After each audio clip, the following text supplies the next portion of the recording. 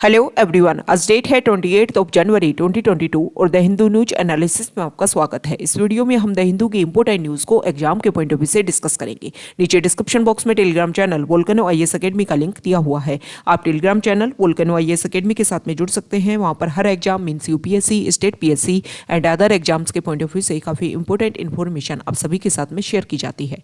तो चलो स्टार्ट करते हैं। वीडियो को स्टार्ट करेंगे एक ज्योग्राफिकल मैप क्वेश्चन के साथ में। और आज आपका क्वेश्चन ये है कि रावी रिवर को जाकर के आपको सबसे पहले मैप में व्यू करना है, फिर इससे रिलेटेड हर इंपॉर्टेंट फैक्ट्स को एंड इन्फॉर्मेशन को कमेंट बॉक्स में टाइप करना है। कल हमने आपसे क्वेश्चन पूछा था पेंगोंग त्सो लेक को लेकर के। तो पेंगोंग त्सो लेक को अगर हम मैप में व्यू करें तो पेंगोंग त्सो लेक हमारे इंडिया के लद्दाख, यूटी एंड तिब्बत वाले रीजन के बीच में सिचुएटेड है। अभी प्रेजेंट टाइम में काफ़ी ज़्यादा न्यूज़ में है क्योंकि इसे northern bank to southern bank connectivity देने के लिए चाइना आर्मी जो है यहाँ पर एक ब्रिज को कंस्ट्रक्ट कर रही है। इसकी वजह से न्यूज़ में है। पहले भी हमने देखा कि अर्लियर टाइम्स में भी ये काफ़ी ज़्यादा न्यूज़ में रही। उसका कारण ये रहा कि यहाँ पर जो भी लैंड एरिया डिस्प्यूट है वो चाइना और इंडिया के बीच में देखने को मिला था।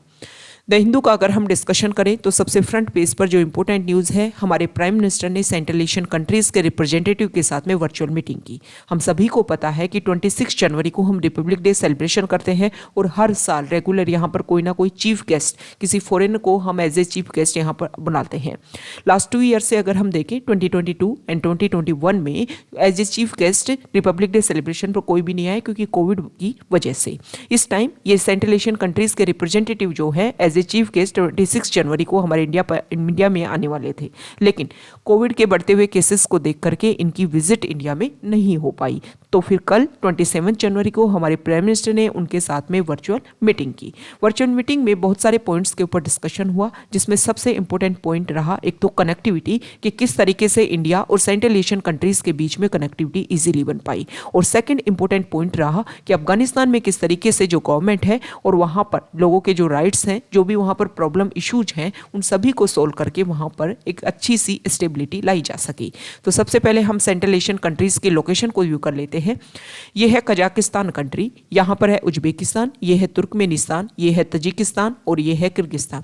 अगर हम लैंड रूट का यूज़ करते हुए पाकिस्तान वाले एरिया और अफगानिस्तान वाले एरिया को यूज़ करते हुए यहाँ पर कनेक्टिविटी बनाते हैं तो ईजिली हमारे जो सेंट्रल एशियन कंट्रीज़ हैं उनके साथ में कनेक्टिविटी ईजिली बन जाती है। लेकिन हमें पता है कि पाकिस्तान के साथ में जो हमारे बॉर्डर इश्यूज हैं वो लगभग 1947 से रेगुलर चलते आ रहे हैं, जिसकी वजह से इनके लैंड रूट का यूज़ करते हुए हम किसी अदर कंट्रीज के साथ में जो हमारे रिलेशन है उनको मेंटेन करने में हमें काफ़ी प्रॉब्लम होती है। अभी आपने देखा होगा कि अफगानिस्तान को इंडिया जो है वो मेडिकल असिस्टेंट्स और यहाँ पर काफ़ी ज़्यादा ग्रेन्स असिस्टेंट यहाँ पर भेजने वाले थे। पाकिस्तान के लैंड रूट का हमने यूज़ करने के स्टार्ट सोची कि हम पाकिस्तान के लैंड रूट का यूज़ करते हुए अफगानिस्तान तक अपनी कनेक्टिविटी बनाएं, ताकि ईजिली यहाँ पर ये सारी जो चीज़ें हैं, जो बेसिक फाउंडेशन थिंग्स हैं, वो यहाँ पर अवेलेबिलिटी करवाई जा सके। लेकिन आपको पता है कि पाकिस्तान ने अपना रिस्पॉन्स देने में काफ़ी लंबा टाइम यहाँ पर लगा दिया। ओके, लास्ट ईयर हमने उनसे उनकी कंसेंट लेने की, एक सहमति लेने की, अप्रूवल लेने की कोशिश की थी, लेकिन उन्होंने काफ़ी लंबे टाइम के बाद में इसके ऊपर रिस्पॉन्स किया था। तो कनेक्टिविटी की अगर हम बात करें तो किस तरीके से हम सेंट्रल एशियन कंट्रीज तक अपनी कनेक्टिविटी बना सकते हैं, तो आप सभी को पता है कि इंडिया ने ईरान में जो ईरान का जो यहाँ पर अरेबियन पेनिनसुला में अगर आप देखोगे अरेबियन सी में ईरान की जो पहुंच है वहाँ पर हम चाहबार पोर्ट डेवलप कर रहे हैं। चाहबार पोर्ट के थ्रू फिर यहाँ पर लैंड रूट का यूज़ करते हुए अफगानिस्तान के थ्रू यहाँ तक ईरान का यूज़ करते हुए अफगानिस्तान तक कनेक्टिविटी इजीली और यहाँ पर सेंट्रल एशियन कंट्रीज़ तक भी इजीली हम अपनी कनेक्टिविटी बना पाएंगे। क्योंकि आपको पता है कि ये जो कंट्रीज़ हैं वो लैंडलॉक कंट्रीज़ हैं। लैंडलॉक कंट्रीज़ वो कंट्रीज़ होती हैं जिनके साथ में डायरेक्टली किसी भी सी रूट का कनेक्टिविटी वहाँ पर नहीं हो पाती है। अफगानिस्तान भी लैंडलॉक कंट्री है, इसीलिए यहाँ पर इतने इशू देखने को मिलते हैं कि अदर कंट्रीज़ को यहाँ पर अपनी कनेक्टिविटी बनाने के लिए और अदर कंट्रीज़ के साथ में जो रिलेशंस हैं, बायलैटरल रिलेशंस एंड एग्रीमेंट के ऊपर वर्क करना होता है। तो इन दोनों पॉइंट्स के ऊपर डिस्कशन हुआ। बाद में ये बोला गया कि जॉइंट वर्किंग ग्रुप बनाए जाएंगे इन दोनों पॉइंट्स के लिए, कि कनेक्टिविटी के लिए भी और अफगानिस्तान में जो स्टेबिलिटी है लाने के लिए उसके लिए भी। तो जॉइंट वर्किंग ग्रुप है, उसमें मिल करके हम सारे कंट्रीज मिल करके काम करेंगे, ताकि अफगानिस्तान में अगर हम देखें तो truly representative and inclusive government वहाँ पर फॉर्मेशन उसका किया जा सके। इसके अलावा टेररिज्म, ड्रग ट्रैफिकिंग और जो rights of women, children and minorities के जो राइट्स हैं उनको तो प्रिजर्व किया जा सके और टेररिज्म और ड्रग ट्रैफिकिंग जैसे जो इशू हैं उनको कॉम्बैट किया जा सके।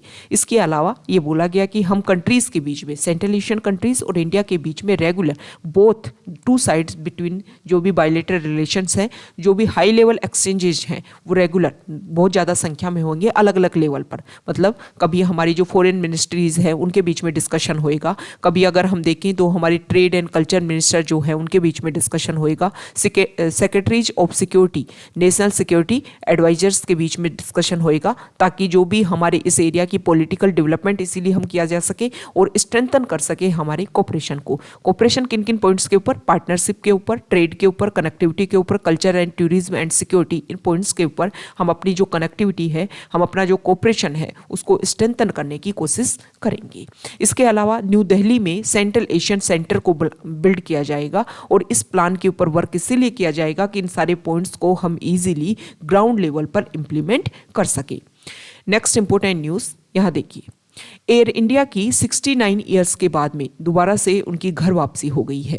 अब यहाँ पर पूरा टाइमलाइन शो कर रखा है कि किस तरीके से एयर इंडिया एग्जिस्टेंस में आया, किस तरीके से उसको पीएसयू बनाया गया और दोबारा वापस से उसको टाटा ग्रुप को भेज दिया गया है। यहाँ पर अगर हम बात करें तो 1932 में Tata group founder JRD Tata ने सबसे पहले नेशन की जो फर्स्ट कैरियर टाटा एयरलाइंस उसको लॉन्च किया था। 1946 में the aviation division of Tata sons is listed as Air India के रूप में फिर इसको लिस्टेड किया। 1953 में एयर इंडिया को नेशनलाइजेशन कर दिया गया एयर इंडिया का। 1994 एंड 1995 में अगर हम बात करें तो प्राइवेट प्लेयर्स की इमरजेंस हुई तो air India starts losing market share. मतलब एविएशन के सेक्टर में बहुत सारे प्राइवेट सेक्टर आए और जब प्राइवेट सेक्टर आए तो हमें पता है इसका नेशनलाइजेशन हो गया, मतलब गवर्नमेंट की प्रॉपर्टी बन गई थी। तो इसकी वजह से एयर इंडिया को काफ़ी ज़्यादा नुकसान हुआ। 2001 में वाजपेयी की जो गवर्नमेंट है उन्होंने कोशिश की कि इसके 40% जो स्टेक है उनको बेच दिए जाएं, लेकिन वो कोई भी बिड को इन्वाइट करने में फेल रहे। उसके बाद में 2007 में एयर इंडिया को मर्ज कर दिया गया इंडियन एयरलाइंस के साथ में और फिर भी इसमें रेगुलर लॉस देखने को मिला। मार्च 2018 में मोदी गवर्नमेंट ने इनवाइट किया यहाँ पर कि अगर कोई भी यहाँ पर अपना इंटरेस्ट शो करना चाहता है तो हम 76% जो है वो इसके स्टेक को सेल करना चाहेंगे। मई 2018 तक कोई भी बिड्स इससे रिलेटेड रिसीव नहीं हुई। जनवरी 2020 में गवर्नमेंट ने बोला कि हम 100% स्टेक जो है वो इसके सेल करेंगे। फिर सितंबर 2021 में Tata group SpiceJet promoter Ajay Singh put in financial bid. अक्टूबर 8, 2021 बात करें तो टाटा ग्रुप ने यहाँ पर विनिंग बिड गेन की 18,000 करोड़ में एयर इंडिया को दोबारा से अपने पास वापस लेकर के आई। और कल 27 जनवरी 2022 को टाटा ग्रुप ने कंप्लीट एयर इंडिया की ओनरशिप जो है वो गेन कर ली। तो इस तरीके से जो एयर इंडिया है वो एग्जिस्टेंस में आई, गवर्नमेंट की प्रॉपर्टी बनी और वापस वो प्राइवेट सेक्टर हाथों में चली गई।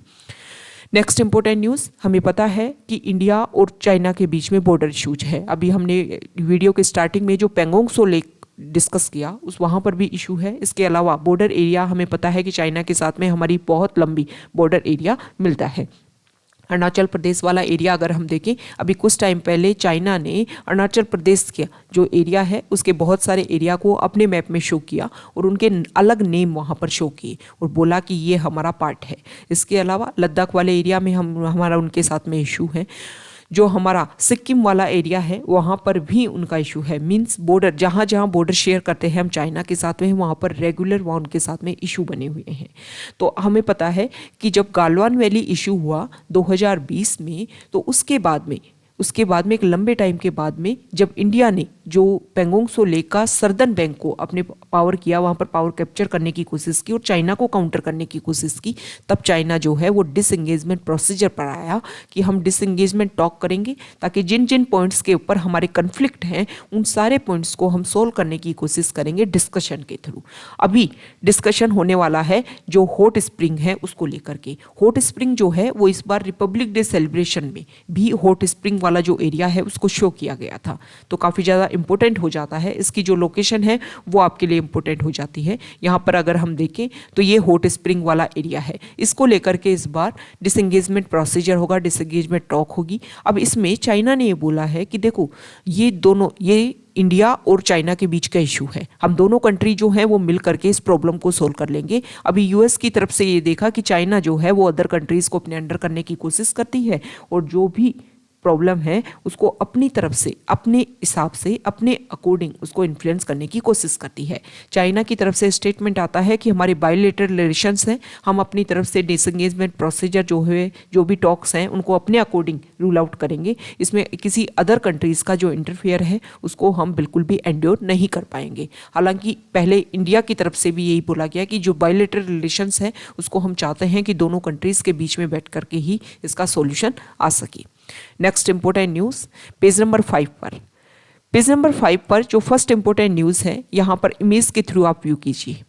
यहाँ पर ये इमेज है, यहाँ देखिए, हैदराबाद मेट्रोपॉलिटन डेवलपमेंट अथॉरिटी का एक जो वर्कर है वो यहाँ पर एक लेक है, हुसैन सागर लेक। इस लेक में एल्गल ब्लूम जो होता है उसको रोकने के लिए यहाँ पर किसी जो एक तरीके से सॉल्यूशन का या यहाँ पर बायो रेमेडियन एफर्ट्स किए जा रहे हैं ताकि पोल्यूशन को रोका जा सके, और उसके यहाँ पर एक सॉल्यूशन को स्प्रे किया जा रहा है ताकि एल्गल ब्लूम ना हो सके।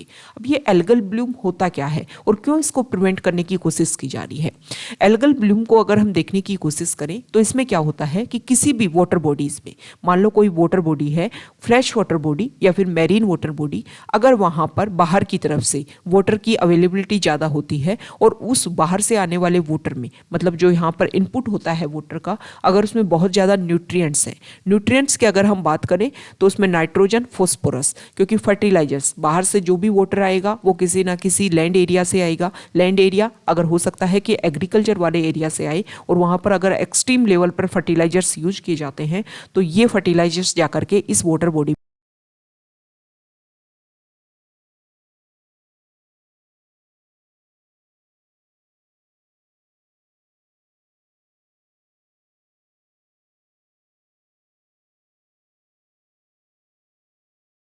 एक्सट्रीम लेवल पर एल्गी जो है वो इंक्रीज होएगा, तो उसकी वजह से जो एल्गी है वो कंप्लीट वाटर बॉडी को कवर कर लेता है, इसके जो अपर पार्ट होता है वहाँ पर। अब जब एल्गी कंप्लीट वाटर बॉडी को कंप्लीट कर लेगा तो उसकी वजह से प्रॉब्लम ये होती है कि जो सनलाइट है वो यहाँ पर जो भी इसका लोअर लेवल है इस वाटर बॉडी का, वहाँ तक सनलाइट की अवेलेबिलिटी नहीं हो सकती, जिसकी वजह से यहाँ पर जो और भी मैरीन एलिमेंट्स रहते हैं उनकी लाइफ को एक तरीके से थ्रेटन मिलने लग जाती है। तो इस तरीके से जो प्रोसेस होता है जहाँ पर न्यूट्रिएंट्स की ओवर सप्लाई होती है जिसकी वजह से एल्गी ग्रोथ होता है, और अब जब एल्गी ग्रोथ होगा तो यहाँ पर ऑक्सीजन की जो सप्लाई है वो कम होने लग जाती है। ओके, सनलाइट की अवेलेबिलिटी कम, ऑक्सीजन की कमी, जिसकी वजह से यहाँ के जो लोअर पार्ट में जो भी मैरीन रिसोर्सेज, जो भी मैरीन एनिमल्स रहते हैं वो सब कुछ एक टाइम के बाद में उनकी डेथ होने लग जाती है, और इसकी वजह से जो एक फ्रेश वाटर लेक थी वो एक तरीके से पोल्यूटेड वाटर लेक में चेंज हो जाती है। और ये जो प्रोसीजर है इसको बोलते हैं यूट्रोपिफिकेशन। ओके, तो यूपीएससी प्रीलिम्स में हमने पहले भी देखा है कि साइंस एंड टेक्नोलॉजी से रिलेटेड काफ़ी ज़्यादा क्वेश्चन पूछे जाते हैं, तो यूट्रोपिफिकेशन ये वर्ड दे दिया जाएगा आपको और पूछ लिया जाएगा कि इसका क्या मतलब होता है, मीनिंग क्या है इसका, तो आपको पता होना चाहिए। तो इसी इशू को रोकने के लिए हैदराबाद में कोशिश की जा रही है कि यहाँ पर कुछ सॉल्यूशन इस लेक में डाला जाए ताकि उसकी वजह से जो एल्गी ब्लूम है, एल्गी का जो एक एक्सट्रीम जो ग्रोथ है वो रोकी जा सके, ताकि जो भी इशू है उनको सॉल्यूशन उनको एक तरीके से देखा जा सके। नेक्स्ट इंपॉर्टेंट न्यूज़ यहाँ पर देखो, केरला जो गवर्नमेंट है वो ऑर्डिनेंस पास करवाने की कोशिश कर रही है। ऑर्डिनेंस पास करवाना चाहती है तो ताकि जो लोकायुक्त बिल है उसमें लोकायुक्त की जो पावर दी हुई है उनको टाइम के अकॉर्डिंग डाइल्यूट किया जा सके। कारण ये है कि देखो, लोकायुक्त अगर अभी प्रेजेंट टाइम में कोई भी अपना आंसर देने की या कोई भी अपना तरफ से रिजल्ट देने की कोशिश करनी है तो वो इम्प्लीमेंट होता है। गवर्नमेंट ये चाहती है कि उनकी जो भी उनका तरफ से ऑर्डर आए वो एक तरीके से रिकमेंडेटरी बेसिस पर हो, उसको मानना या ना मानना लास्ट में गवर्नमेंट के हाथ में हो, और इसी को लेकर के वो चाहते हैं कि यहाँ पर जो गवर्नर है वो ऑर्डिनेंस पास करे। आपका क्वेश्चन ये है कि गवर्नर की ऑर्डिनेंस पास करने की जो पावर है वो कौन से आर्टिकल के अंडर आती है, ये आपको कमेंट बॉक्स में बताना है। तो यहाँ पर जो अपोजिशन पार्टीज हैं उन्होंने इसका अपोज किया है कि गवर्नर को इस तरीके का इनिशिएटिव जो है वो स्टार्ट नहीं करना है। यहाँ पर जो न्यूज़ है वो काफिल खान को लेकर के है। काफिल खान 2017 में इनको अरेस्ट कर लिया गया था, क्योंकि यहाँ पर हॉस्पिटल में कुछ इशू देखने को मिला यूपी स्टेट में, जिसकी वजह से इनको जेल हुई थी। बाद में जब ये दोबारा से छूट करके आते हैं तो यहाँ पर कोशिश कर रहे हैं कि नॉर्थ इंडिया में जो भी हमारा हेल्थ इंफ्रास्ट्रक्चर है उसको डेवलप किया जा सके।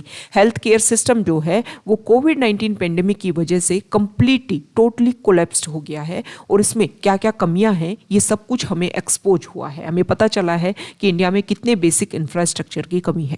तो इसको लेकर के उन्होंने बोला कि जो हेल्थ सेक्टर जो है, जो हमारा हेल्थ है, वो एक फंडामेंटल राइट होना चाहिए। गवर्नमेंट जो है वो इसको फंडामेंटल राइट डिक्लेयर करे, ताकि इसको प्रिजर्व करना, प्रोटेक्ट करना गवर्नमेंट की एक ड्यूटी बने। और इसके अकॉर्डिंग जो पर्सन है अगर उनको बेसिक इंफ्रास्ट्रक्चर प्रोवाइड नहीं हो पाता है तो वो जा करके इसके लिए अपने अपने जो भी राइट्स हैं जो उनको अवेल कर सके। Right to health care parliament के द्वारा पास किया जाना चाहिए, ताकि हर पर्सन को 5 से 10 किलोमीटर के बीच में, अपने घर से 5 से 10 किलोमीटर के बीच में ही उनको मेडिकेयर जो सुविधाएं हैं, जो फैसिलिटीज़ हैं वो अवेलेबल हो सके। Next important news page number 6 पर, एडिटोरियल पेज पर, यहाँ पर जो फर्स्ट आर्टिकल है वो कोविड के केसेस को लेकर के और फिर उसका एजुकेशन से रिलेशन देखने की कोशिश की गई है। तो हमें पता है कि टाइम के अकॉर्डिंग कोविड के, अभी प्रेजेंट टाइम में हम देखें तो कोविड के केसेस ठीक ठाक आ रहे हैं, लेकिन जो उनकी वो देखें, अगर उनकी डेथ रेट में अगर देखें, हॉस्पिटलाइजेशन में देखें तो काफ़ी कम इशू ऐसे देखने को मिल रहे हैं। अगर हमारे जो भी बेसिक इंफ्रास्ट्रक्चर है, जिसको कोविड की वजह से जिस इंफ्रास्ट्रक्चर को तैयार किया गया है, तो वहाँ पर जो बेड्स हैं उनमें काफ़ी ज़्यादा वैकेंट सीट हम देख रहे हैं। इससे लगता है कि कोविड का ये वेरिएंट जो है, ओमिक्रॉन वेरिएंट, इसकी एक तरीके से जो सीवियरिटी जो है, सीवियरिटी रेट जो है वो काफ़ी ज़्यादा कम है। इसकी वजह से बोला गया है कि स्कूल, हमें पता है काफ़ी लंबे टाइम से बंद है।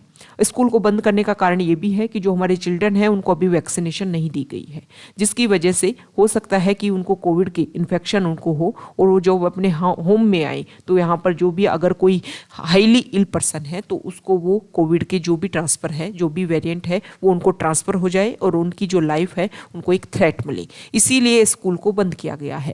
लेकिन इस आर्टिकल में राइटर का ये बोलना है कि हमें अदर कंट्रीज जैसे यूएस, यूके, ये जो कंट्रीज हैं, इनके जो भी एक्सपीरियंस रहे उनसे हमें सीखना चाहिए, और इन एक्सपीरियंस का यूज़ करते हुए हमें स्कूल को ओपन करना चाहिए। बहुत सारी रिपोर्ट्स हमने स्टडी की हैं, जिसके बेसिस पर हमने ये माना है कि कोविड की वजह से जब स्कूल बंद रही तो एजुकेशन लिटरेसी जो है, जो हमारी एजुकेशन स्किल्स हैं, उनमें काफ़ी ज़्यादा कमी हुई है। जो एक तरीके से लर्निंग गैप काफ़ी ज़्यादा वाइडन हो गया है। इसके अलावा अगर हम देखें तो स्कूल बंद होने की वजह से मिड डे मील स्कीम जो है वो बंद रहा है। उसकी वजह से भी जो माल न्यूट्रिशन के जो इश्यूज हैं वो काफ़ी ज़्यादा इंक्रीज हो गए हैं। तो इन सभी को अगर हमें काउंटर करना है तो हमें जो स्कूल्स हैं उनको एक रेस्ट्रिक्शन बेसिस पर उनको ओपन किया जाना चाहिए। यहाँ पर जो आर्टिकल है वो अभी हमने डिस्कस किया था केरला गवर्नमेंट से रिलेटेड, तो उसी को लेकर के बोला गया है कि लोकायुक्त की जो पावर है उनको जो डाइल्यूट करने की कोशिश की जा रही है केरला गवर्नमेंट के द्वारा ऑर्डिनेंस के थ्रू, वो एक क्वेश्चनेबल पॉइंट है और इसमें जो रॉन्ग रूट है उसको फॉलो किया जा रहा है। यहाँ पर राइटर ये बोलते हैं कि लोक आयुक्त एक्ट का जो सेक्शन 14 है, इससे ये पता चलता है कि इसमें बहुत ज़्यादा स्ट्राइंजेंट प्रोविजन दे रखे हैं। तो इसको लेकर के यहाँ पर गवर्नमेंट ने बोला कि अगर किसी पर्सन को लोकायुक्त के द्वारा बैन किया जाता है तो उसके पास में अपील का प्रोसीजर नहीं होता।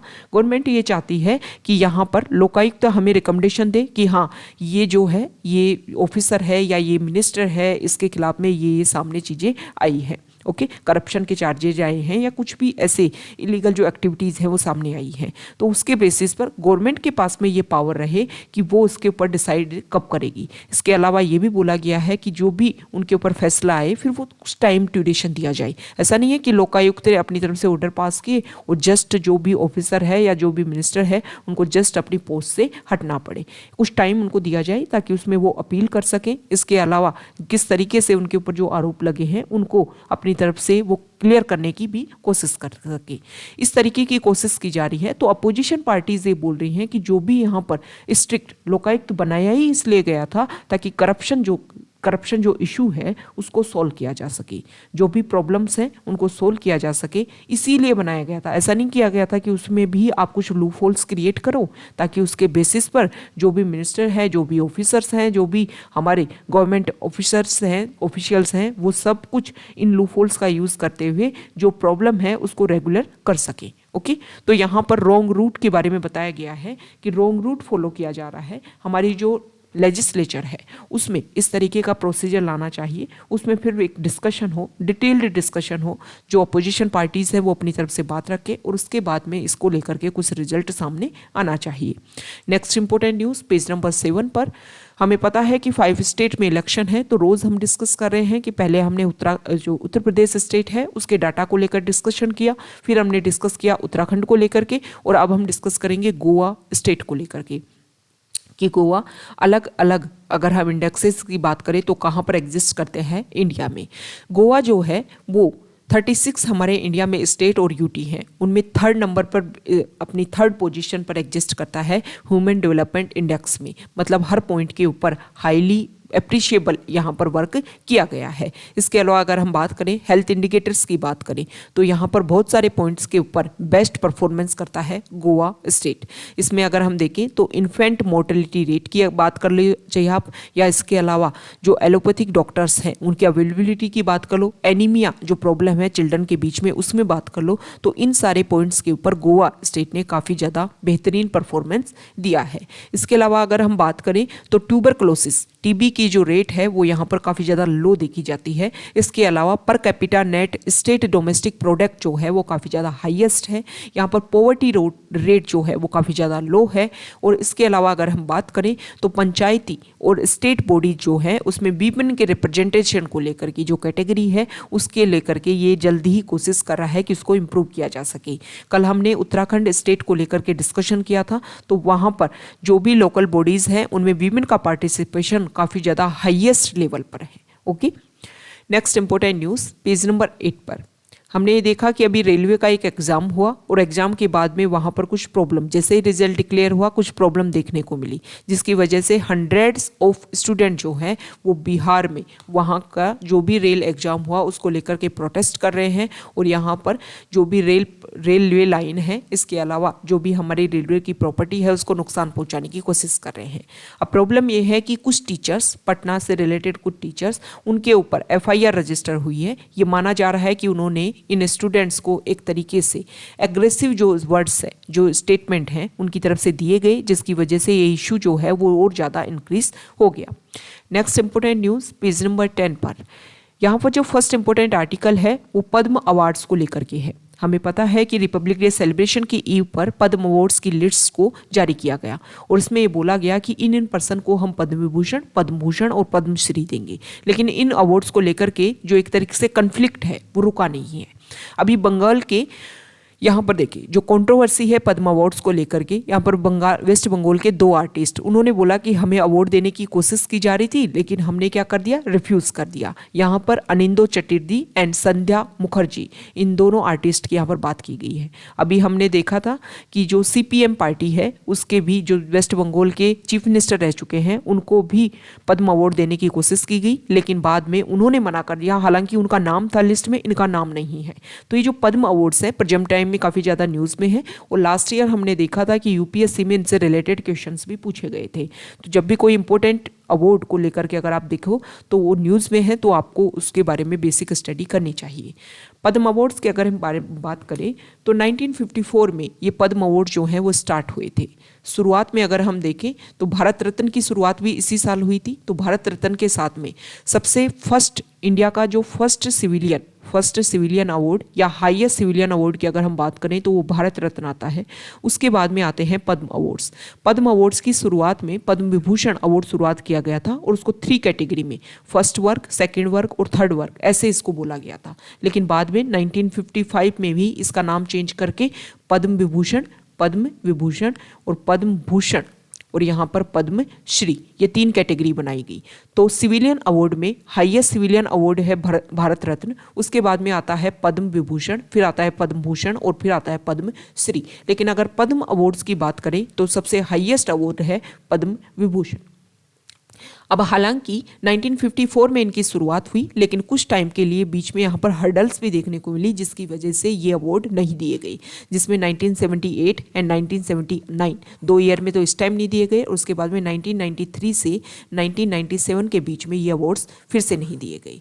अब यहाँ पर अगर हम बात करें तो पद्म अवार्ड्स के लिए जो नॉमिनी है कैसे उसका सिलेक्शन होता है, तो हर साल जो गवर्नमेंट है वो 1 मई से 15 सितंबर के बीच में अपने जो भी ऑफिशियल वेबसाइट है उसको ओपन करती है, जिसमें कोई पर्सन चाहे तो खुद अपना नॉमिनेशन दे सकता है कि मुझे अवार्ड दिया जाना चाहिए। इसके अलावा कोई दूसरा पर्सन जो है वो किसी और के लिए भी नॉमिनेशन दे सकता है। इसमें 800 वर्ड्स में 800 वर्ड्स में उस पर्सन के बारे में बताना होता है कि क्या उन्होंने किस एरिया में जो स्पेसिफिक वर्क है वो किया है। सबसे इंपॉर्टेंट बात, ये जो अवार्ड है वो आपने कोई काम किया है उसकी ड्यूरेशन के बेसिस पर नहीं दिया जाता, लेकिन आपने कितनी क्वालिटी के साथ में काम किया है, चाहे आपने कम टाइम के लिए किया हो, लेकिन जो स्पेशल सर्विस आपने दी है उसके बेसिस पर ये अवार्ड दिए जाते हैं।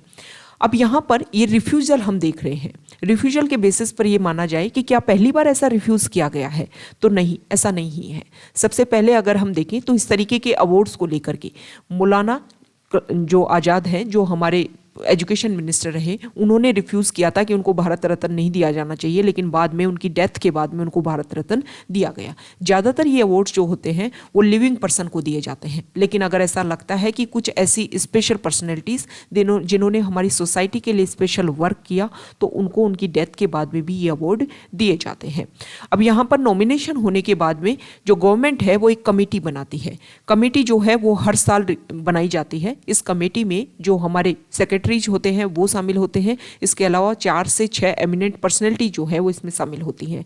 फिर वो जो भी नेम आते हैं उनके ऊपर डिस्कशन करते हैं, उनके बारे में जो बेसिक इन्फॉर्मेशन है वो निकालते हैं और फिर अपनी जो भी रिकमेंडेशन है वो प्राइम मिनिस्टर को देते हैं। और लास्ट में जो प्रेसिडेंट है वो इसके ऊपर अप्रूवल देते हैं नेम्स के ऊपर, और फिर इनका नेम डिक्लेयर किया जाता है।